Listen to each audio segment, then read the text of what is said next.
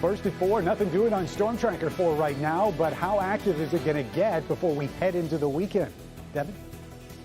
Ben, also as police search for clues in a freeway shooting that killed a child, we are hearing from the man who was behind the wheel of the victim's car. Paula. The big question today is, when school reopens in the fall, will your child's district have a superintendent at the helm? We're taking a look at a huge trend of superintendents retiring. All right, Paula, also the Justice Department releasing video showing how chaotic and violent things became inside the United States Capitol on January 6th.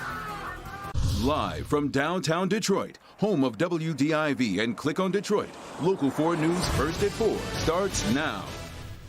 Good to have you with us on First at 4 on a Storm Tracker 4 kind of day. I'm Devin Skillian in for Karen. Let's start things off with Ben. Not much on the radar now, but the next few hours could be kind of ripe for pop-up storms, right? Yeah, there's just enough ingredients out there, Devin, that we've got to keep our eyes peeled. I think it's a better chance that most of us see nothing out of this, but the skies are a little bit on the dark side there in Ann Arbor. The clouds have actually been keeping a lid on our storm threat for most of the afternoon, so they've been helping us out. Temperatures actually cooler than what we were looking at yesterday at this time, but the humidity is there, so that's one of the reasons that we're watching Storm Tracker 4. Again, nothing going on as we speak, but we've got a pretty narrow window between now and about 8 o'clock tonight where we could see thunderstorms, and anything that does pop up could be severe. You see that slight risk down there for the south zone. Closer to the state line, the more likely you are to see those thunderstorms. And the biggest threats are going to be from straight line winds and also the possibility of some hail as well. So we'll continue to track that and some big changes in the weekend forecast. So hang around for that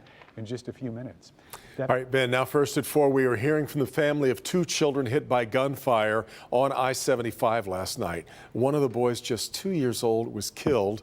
The other remains in the hospital. Whoever's responsible left state police with very little to go on. So we bring in Grant Herms, who's got the latest as this investigation continues. Grant, I know you spoke with the boy's father, who was the one driving when it happened. Yeah, and he says they were just coming home from what was a normal night, and that it took this unthinkable, tragic turn. Police say they're doing everything that they can, but often in these shootings, justice is hard to come by. Michigan State Police still looking for a killer. My biggest fear through all these instances of gun violence was some innocent child was going to get hurt or killed. And now, unfortunately, it's come true. A family on their way home from basketball practice shot at while driving down I-75 near 7 Mile. Brian Christian said he was able to pull over on McNichols only to find 9-year-old BJ and 2-year-old Bryson, both shot.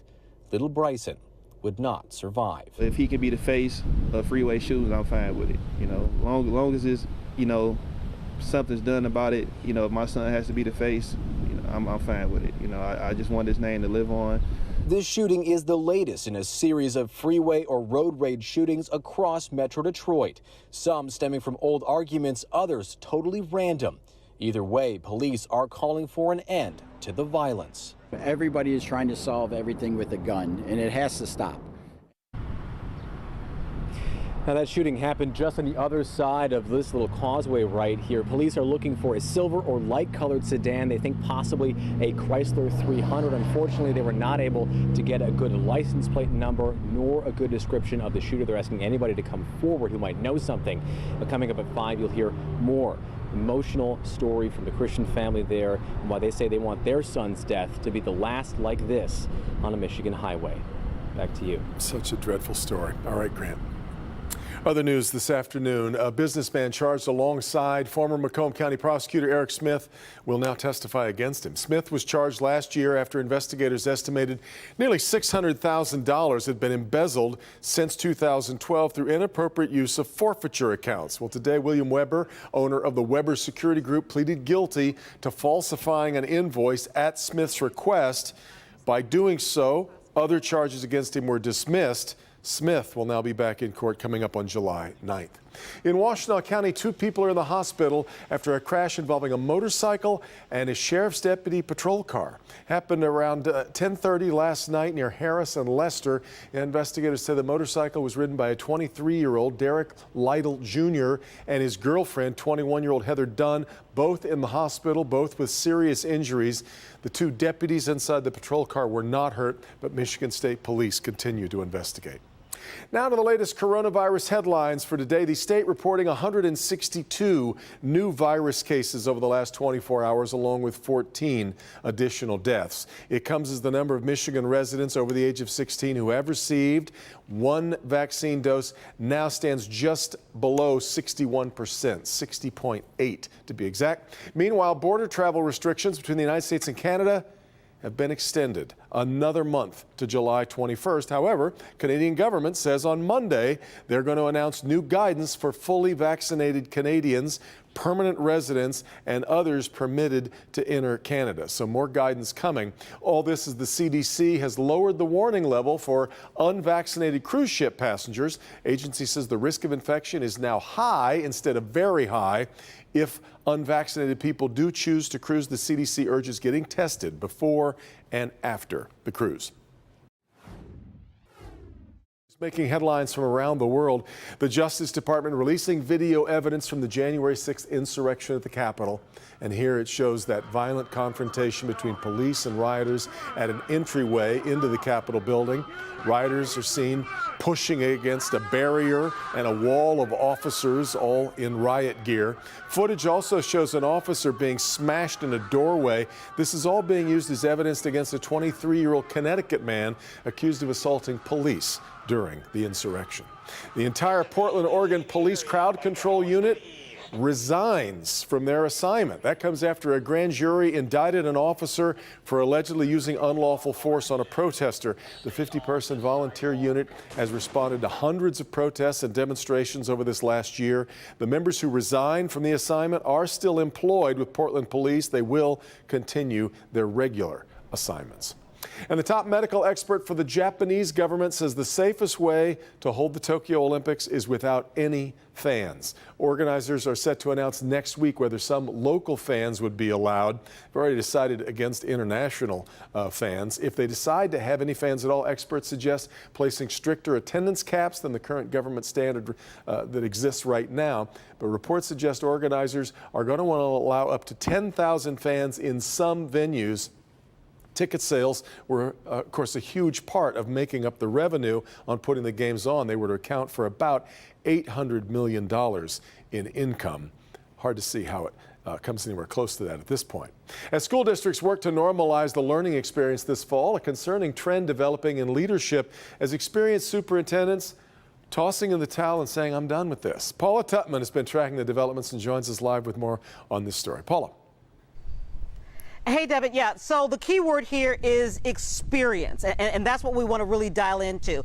And there are different levels of experience depending on the school district. So, for instance, a big name here is the Wayne Risa superintendent. That's the Wayne County superintendent, Dr. Randy Liepa, who's leaving in a couple of weeks to take nothing away from his successor, Dr. Davida Colbert. But when you lose someone like Dr. Liepa, all of the superintendents I'm talking to say it's that kind of cumulative expertise that we're losing. And when you add all of it together, it creates a vacuum.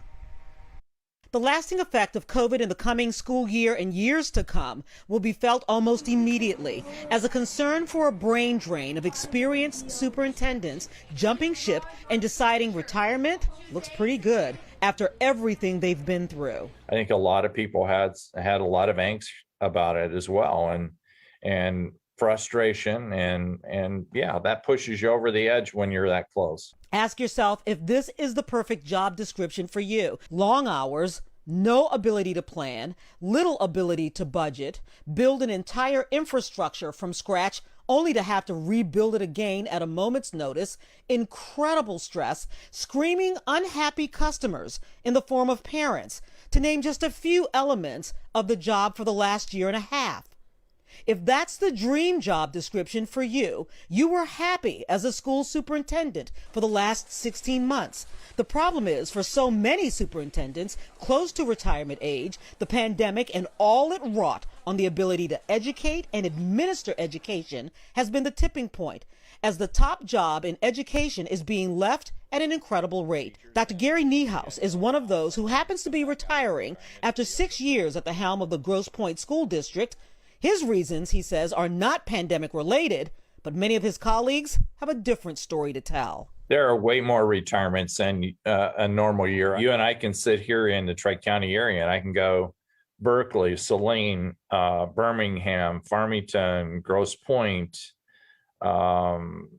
Those are just off the top of my head. And if I go a little bit further, I can probably name another 5. Robert McCann is with the K-12 Alliance of Michigan, which represents hundreds of students and school districts in Michigan. You know, we need answers. We need to be backed in terms of the policies we're trying to implement in our schools to help students. And most importantly, we need funding to support these students moving forward. And unfortunately, they're not getting any of that. And this is leaving superintendents in an almost impossible position. The National Superintendent Roundtable is actually surveying superintendents to get a grasp on the actual numbers. But there are indications that as many as 4,000 superintendents nationwide are preparing for a grand exit. And if that's the case, that's nearly a third of top school administrators. Yeah, so listen, here's a dichotomy in this whole thing, and that is these superintendents have also gotten incredible work done. We're talking about rebuilding the wheel and integrating new technology and talking about this remote learning, but it's that institutional knowledge that disappears, and when you collect it all together, then it really does start to add up, and that really is a concern, particularly when there's such a small pipeline coming in of people who can really take their places, Devin. Oh, right. And it's going to be so difficult to measure the impact of this brain drain for some time. We won't be able to really sense it as it's happening. All right, Paula, what a story. The real estate market may be getting a little too hot. Ahead here at 4, there are fixer-uppers, and then there's what's inside this house that's getting huge offers, even though the realtor admits it's pretty much a nightmare. Also, the importance of sleep and how it's linked to longevity. New research that might have you adjusting your bedtime. Coming up next on First at 4.